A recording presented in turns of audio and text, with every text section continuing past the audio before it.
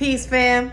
Hi, I'm Uju, here in the lab with this King Lenny, who is wonderfully holding a phone. Thank you. So we are in here sharing ideas, and we were talking about. So we're watching Billy Carson, an interview that he has with I can't see this woman's name right now. I haven't seen her page before. I haven't seen this video before. But he mentioned something that's really wonderful, which we have talked about in this salon several times. And right now, what he's talking about is the coming of Christ, right? The last days and what that really means. So I don't know how much people really look into this, right? But like, really... There's so much to the religious narrative that has been edited and copied and pasted. Yeah, copied and pasted and corrupted, that we're kind of we're taking a blind walk in our spiritual journey. You know what I'm saying? Like, there's so much that we don't know because of the narrative that the masses has been given. And he's talking about the second coming of Christ. Now, I honestly believe the significance of Christ. This might be too deep. I might not even post this. I might mess around and get excommunicated, but I don't care. I'm saying what I'm saying.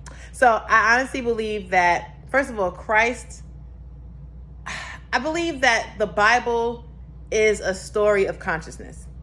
It's one of the many stories that we have been gifted with in our human time that talks about consciousness. Another example would be the Odyssey, the Epic of Gilgamesh.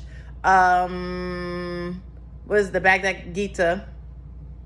Forget the one he just mentioned earlier. The main one that he said is the actual. The Emerald Tablets. I don't know. That wasn't what he said. But that's one. It's a whole bunch. Book of the Dead from the Egyptians is a whole bunch, but they all tell the same story. Okay.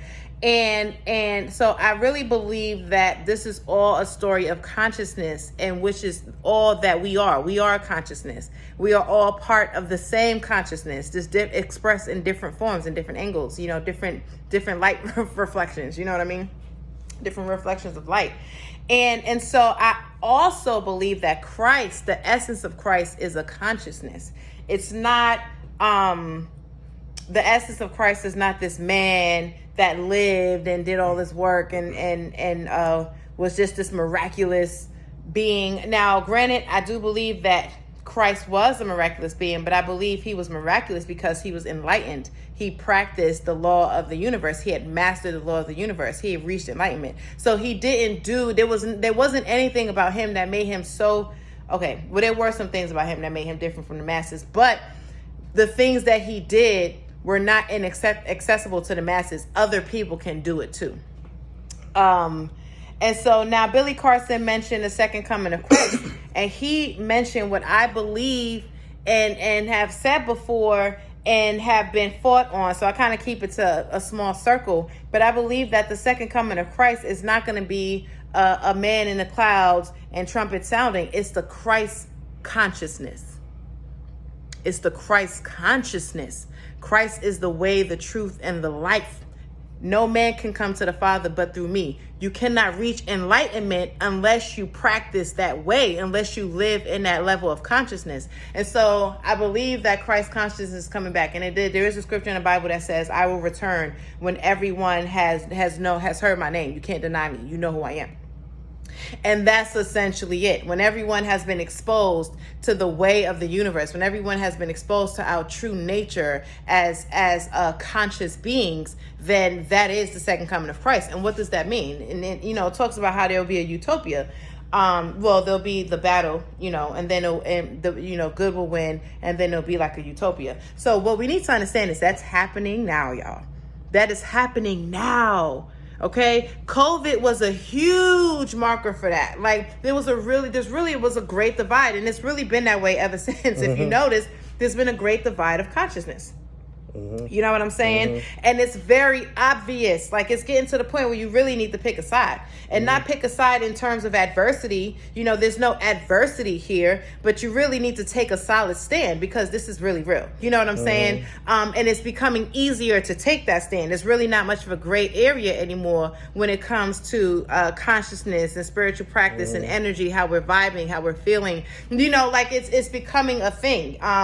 And so when you have Geico commercials that are showing people levitating and meditating, and you have these, you know, you have mainstream commercials, that are about people tapping into our universal nature.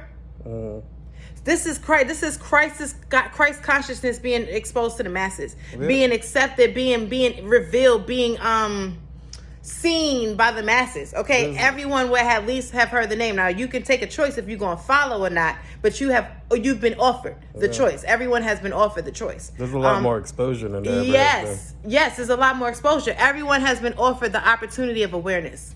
Everyone has been offered the opportunity to be aware. Everyone has been offered the opportunity for a higher level of consciousness. Some people walked through the door, some people did not. If you walked through the door, you walked into nirvana. You know what I'm saying? You walked into bliss. You walked into a higher level of being, a higher life, a higher level of consciousness. If you did not walk through the door, then you did not walk through a higher level of consciousness. You know, you're vibrating on a different level. I'm not going to go too deep into what I'm saying. I don't know how this is going to land for people, but I'm just going to share it because I felt inclined to share it, and I'm going to be obedient to that. You know, I say this to say, y'all, wake up. Wake up. Wake up, yo. Wake up. Awareness and knowledge come with accountability. It's not enough to just memorize Bible verses and show up to church every Sunday and think that's what's going to save you. No, you need to really rebirth. There needs to be a rebirth in your mind, in your consciousness. You need to think different, move different, vibrate different. Okay? So what's your vibration say about you? Are we vibrating closer to a God frequency? Or are we vibrating on the other side? Are we vibrating away from that? You know what I'm saying?